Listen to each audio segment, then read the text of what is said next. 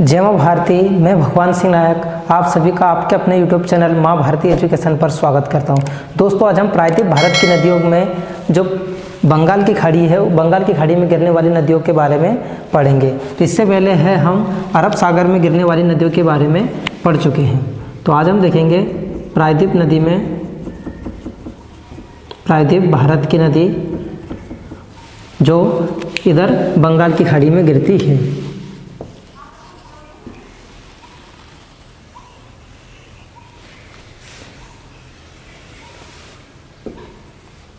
ये होगा अपना भारत, प्रायद्वीप भारत।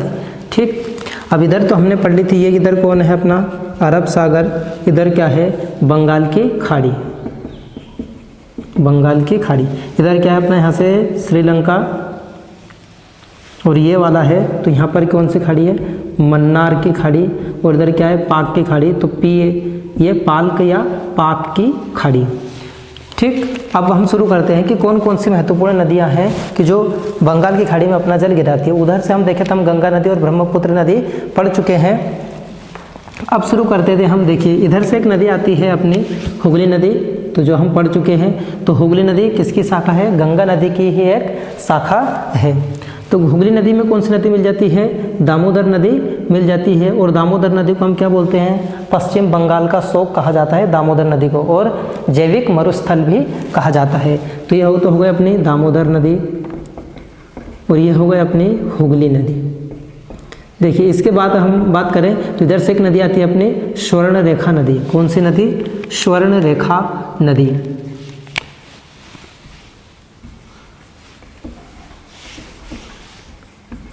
स्वर्ण रेखा नदी। अगर हम बात करें स्वर्ण रेखा नदी का उद्गम, तो ये जो झारखंड है, रांची के पठार से इसका उद्गम होता है स्वर्ण रेखा नदी पर, और इसी पर अपना हुंडरू जलप्रपात भी किस पर है? स्वर्ण रेखा नदी पर ही स्थित है।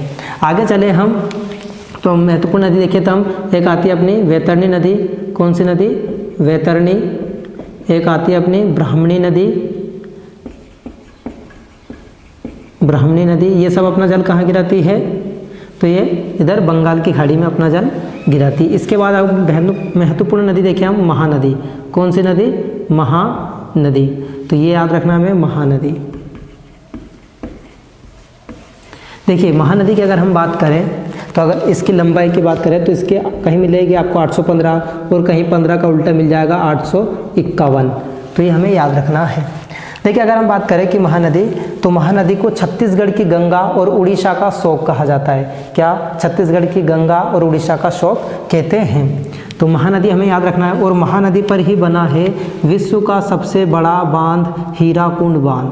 कौन सा? हीराकुंड बांध। किस पर बना है? महानदी पर बना है। किस राज्य में बना है? तो उड़ीसा राज्य में बना है। ये हमें याद रखना है। अब इसके बाद अगर हम देखें महानदी की, तो अगर उद्गम की अगर हम बात करें तो छत्तीसगढ़ से है। कहाँ पर है? छत्तीसगढ़, छत्तीसगढ़ के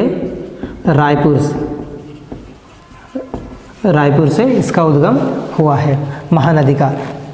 तो ये अपने मुहाने पर क्या बनाती है? डेल्टा बनाती है कटक के पास, या हम यूँ कह सकते हैं पारादीप के पास। कहाँ पर? पारादीप या कटक से क्या बनाती है? ये डेल्टा बनाती है। अब डेल्टा हम पढ़ चुके थे कि जब बड़ी नदियाँ होती है तो अपने मुख्य धारा में, जो मुख्य नदी होती है वो अलग अलग धाराओं में बढ़ जाती है, तो वो क्या बनाती है? डेल्टा बनाती है। उसे हम क्या बोलते हैं? डेल्टा कहते हैं। देखिए, हम पिछली क्लास में आप भूल चुके थे अपन। देखिए, अगर हम बात करें कि एक होता है एस्चुरी। अगर हम बात करें तो नर्मदा नदी और ताप्ती नदी क्या बनाती है? एस्चुरी बनाती है। कौन सी नदी? नर्मदा और ताप्ती नदी क्या बनाती है? ये एस्चुरी बनाती है। तो एस्चुरी बनाती है। यह जिसे हम बोलते हैं ज्वारनद मुख बनाती है, ज्वारनद मुख बनाती है। देखिए, ज्वारनद मुख का यूँ समझ लीजिए कि जैसे ये मुख्य धारा, मतलब जो मुख्य नदी थी वो अलग अलग धाराओं में बढ़ जाती है। इसमें ऐसा नहीं होता है। और ये दोनों नदियाँ भ्रंश घाटी में बहती है। नर्मदा और ताप्ती किस घाटी में बहती है? भ्रंश घाटी में बहती है। अब देखिए, समझ लेते हैं हम थोड़ा सा नर्मदा और ताप्ती के बारे में। ऊपर कौन सी श्रेणी है? विंध्याचल श्रेणी है। उसके नीचे कौन सी है? सतपुड़ा श्रेणी है। उसके नीचे कौन सी है? अजंता की श्रेणी है। अगर हम बात करें नर्मदा नदी की, तो ये नर्मदा नदी इधर विंध्याचल और सतपुड़ा के बीच में बहती है। ये तो हमें मालूम है, पूर्व से पश्चिम की ओर बहती है। उद्गम कहाँ से होता है इसका? अमरकंटक की पहाड़ी से होता है। देखिए अगर हम बात करें तो ताप्ती नदी की, तो ताप्ती नदी सतपुड़ा और अजंता की श्रेणी के बीच में बहती है। ये पूर्व से पश्चिम की ओर बहती है, ये हमें याद रखना है। तो ये भ्रंश घाटी से होकर बहती है। भ्रंश घाटी किसे कहते हैं हम ये समझ आए कि जैसे कोई सा भी एक समतल भाग है, कोई सा भाग बीच वाला नीचे धंस जाता है, तो कौन सी घाटी हो जाती है? भ्रंश घाटी कहलाती है। तो इसमें ये नदी बहती है, तो अपने साथ जो भी, अब देखिए अभी भ्रंश घाटी में बह रही है, तो ऐसा थोड़ी है कि सीधा सीधा कुछ खांचे ऐसे बन गए होंगे। जब इसमें बहती है तो इनके साथ कंकड़ पत्थर तो आधे तो इसमें ही धंस जाते हैं, जो गैप बन जाता है उसमें रुक जाते हैं। बाकी के अगर हम बात करें तो वो क्या होते हैं, जो इधर अपना जो सागर है, अरब सागर में ही वो अपने साथ बहा ले जाती है।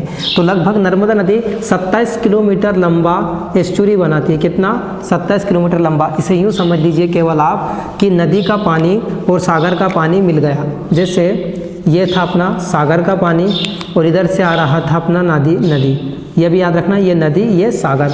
तो अब क्या हुआ, इन दोनों का पानी मिल गया, ये मिल गया। तो ऐसा 27 किलोमीटर लंबा क्या बनाती है, ये ज्वारनद मुख का निर्माण करती है। कौन सी नदी? नर्मदा नदी। अब डेल्टा तो समझ में आ गया कि जब मुख्य नदी कई धाराओं में बढ़ जाती है तो उससे हम क्या बोलते हैं? डेल्टा कहते हैं। अब ये हो गया डेल्टा और एस्चुरी में अंतर। नर्मदा और ताप्ती भ्रंश घाटी में बहती है और एस्चुरी ज्वारनात्मक बनाती है, डेल्टा नहीं बनाती है। अगर हम बात करें नर्मदा नदी की, तो ये पश्चिम की ओर बहने वाली भारत की सबसे लंबी नदी है। कौन सी नदी? नर्मदा नदी, पश्चिम की ओर बहने वाली। अब आगे चले हम, इसमें देखें हम तो ये अपनी महानदी हीराकुंड बांध यहीं पर स्थित है। इसके बाद आगे चले हम तो अपनी महत्वपूर्ण नदी आती है गोदावरी नदी। तो ये जो महाराष्ट्र है, तो महाराष्ट्र के नासिक से, कहाँ से? नासिक से गोदावरी नदी निकलती है। गोदावरी नदी, गोदावरी नदी को हम दक्षिण गंगा, वृद्ध गंगा भी कहते हैं। वृद्ध गंगा मतलब बूढ़ी गंगा भी इसे कहते हैं। दक्षिण गंगा, वृद्ध गंगा, बूढ़ी गंगा, किसे बोलते हैं हम? गोदावरी नदी को कहते हैं। दक्षिण भारत की या प्रायद्वीप भारत की सबसे लंबी नदी कौन सी है? सबसे लंबी नदी है गोदावरी नदी। इसकी अगर हम लंबाई की बात करें तो 1465 किलोमीटर इसकी लंबाई है गोदावरी नदी की। तो ये बहती हुई जाती है, इसकी कई सहायक नदियाँ हैं और इधर क्या बना लेती है? ये भी डेल्टा बना लेती है आंध्र प्रदेश में, ये डेल्टा बना लेती है। डेल्टा कौन सी नदी बना लेती है? गोदावरी नदी डेल्टा बना लेती है। अगर हम बात करें इसकी कुछ सहायक नदियों की, तो देखिए समझ लीजिए। तो ये गोदावरी नदी की कुछ सहायक नदियां हैं, जैसे दूधना, वर्धा, पेनगंगा, इसमें मिल जाती है वर्धा और वेनगंगा। देखिए वर्धा और वेनगंगा जहाँ मिलती है उसे हम बोलते हैं प्राणहिता संगम। तो प्राणहिता किसे बोलते हैं हम? वर्धा और वेनगंगा का संगम। ये एक है इंद्रावती नदी जो कि छत्तीसगढ़ से मिलती है। कहाँ से मिलती है? छत्तीसगढ़ की नदी है ये इंद्रावती। ये है मंजरा या मंजीरा, या कभी कभी लिख देते मंझरा, वो झा झंडे वाला मंझरा। इसी पर नदी पर स्थित है निजाम सागर। कहाँ पर है ये? तेलंगाना में है निजाम सागर। तो ये हमें याद रखना है किसमें? गोदावरी नदी में। देखिए आगे चले हम तो गोदावरी नदी के बाद अपनी महत्वपूर्ण नदी आती है कृष्णा नदी। तो चलते हैं आगे, तो ये आ गई अपनी कृष्णा नदी। तो कृष्णा नदी का उद्गम कहाँ से होता है? तो ये महाराष्ट्र से होता है, महाबलेश्वर पर्वत से होता है। कहाँ से? जब हमने पढ़ा था प्रायद्वीप भारत, तो महाबलेश्वर से इसका उद्गम होता है। महाबलेश्वर से 5 नदियों का उद्गम होता है, जिसमें से कृष्णा भी है, गायत्री, सावित्री, भीमा, कोयना और कृष्णा। तो ये भी अपने क्या बनाती है? तो ये भी डेल्टा बनाती है। क्या बनाती है? ये भी डेल्टा बनाती है। इसकी नदी की अगर हम सहायक नदी की बात करें, कृष्णा नदी की सहायक नदी, तो मान लीजिए कि ये अपनी कौन सी नदी है? कृष्णा नदी है। तो ये भीमा, कोयना, ये इसकी सहायक नदियाँ हो जाती है। इधर से देखिए हम तो दूध गंगा, पंचगंगा, घाटप्रभा, मालप्रभा, तुंगभद्रा। देखिए याद रखना हमें तुंगभद्रा, तो वो दो नदी से मिलकर बनती है तुंग, और भद्रा से मिलकर बनती है तुंगभद्रा। ये मालप्रभा, ये घाटप्रभा, दूधगंगा, पंचगंगा, तो ये तो इसकी कुछ सहायक नदियां हैं। देखिए तुंगभद्रा नदी की अगर हम बात करें तो जो आंध्र प्रदेश है उसकी, जब आंध्र प्रदेश बना था 1 अक्टूबर 1953 को, तब उसकी राजधानी क्या थी? कर्नूल थी। तो कर्नूल किस नदी के किनारे था? वो तुंगभद्रा नदी के किनारे ही था। तो ये तो कृष्णा की कुछ सहायक नदियाँ हो गई, तो हमें याद रखना है कौन कौन सी हो गई? भीमा, कोयना, दूधगंगा, पंचगंगा, तुंगभद्रा। तो भद्रा और तुंगभद्रा, मालप्रभा, घाटप्रभा किसकी सहायक नदी है? कृष्णा नदी की सहायक नदी है। तो ये हम इसकी लंबाई की बात करें तो इसकी लंबाई है 1400 किलोमीटर। तो हमें याद रखना है दूसरी सबसे लंबी कौन सी है? प्रायद्वीप भारत की कृष्णा नदी। और पहली सबसे लंबी कौन सी है? 1465 किलोमीटर, गोदावरी नदी। इसके बाद आते हैं अपनी पेन्नार नदी। कौन सी नदी आती है? पेन्नार नदी। तो ये आ गए अपनी पेन्नार नदी। पेन्नार नदी, अगर हम इसकी बात करें कि इसका उद्गम कहाँ से हुआ, तो इसका उद्गम कर्नाटक से हुआ। कहाँ से? कर्नाटक के चेन्ना केशव पहाड़ी से। चेन्ना केशव पहाड़ी ये आ जाता है नंदी दुर्ग की। कहाँ से? नंदी दुर्ग के पहाड़ी से। तो ये हो गई अपनी कौन सी नदी हो गई? पेन्नार नदी। देखो उधर हमने पढ़ी थी पेरियार नदी, तो पेरियार नदी और पेन्नार में कन्फ्यूज नहीं होना है। पेरियार नदी को केरल की जीवनदायिनी, केरल की जीवन रेखा कहते हैं। वो अन्नामलाई की पहाड़ी से निकलती है। अभी हो गई पेन्नार नदी। इसके बाद आती है अपनी कावेरी नदी। कौन सी नदी? कावेरी नदी। तो ये भी इम्पोर्टेंट नदी है अपने लिए, कावेरी नदी। तो ये भी क्या बनाती है? डेल्टा बनाती है तमिलनाडु में तंजौर, जिसे तंजावर से आगे चल के तिरुचिरापल्ली होते हुए क्या बनाती है? अपने मुहाने पर डेल्टा बनाती है। मुहाने मतलब जहाँ पर नदी का समापन होता है वहाँ क्या बनाती है ये? तो डेल्टा बनाती है। कौन सी नदी हो गई? कावेरी नदी। तो कावेरी नदी का उद्गम भी कहाँ से होता है? तो कर्नाटक के कुर्ग से होता है। कहाँ से? कर्नाटक के कुर्ग से होता है। ये हमें याद रखना है कावेरी नदी में। अगर हम इसकी लंबाई की बात करें तो 800 किलोमीटर इसकी लंबाई है। किस नदी की 800 किलोमीटर लंबाई है?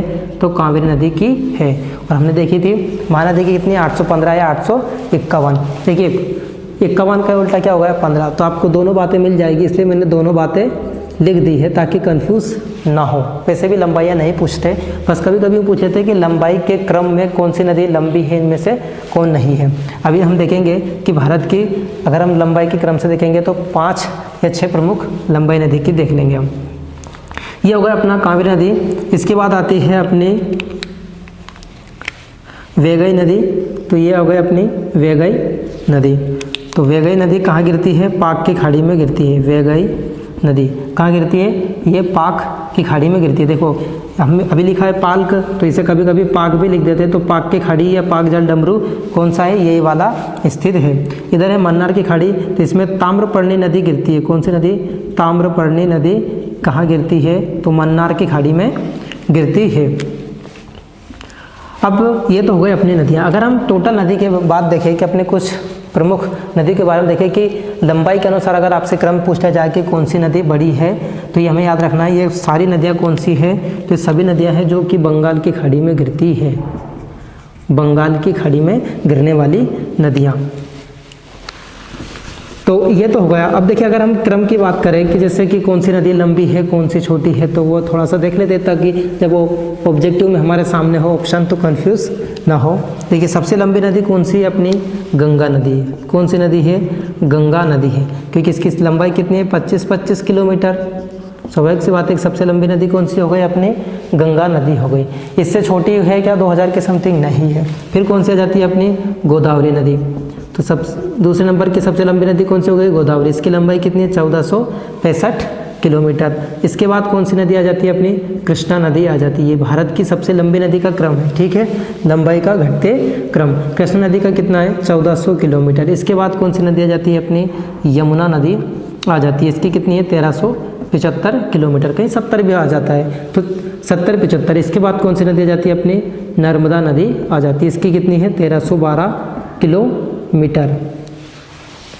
तो ये हमें याद रखना है कि अगर हम लंबाई की देखें तो भारत की 5 प्रमुख लंबाई नदी कौन कौन सी है?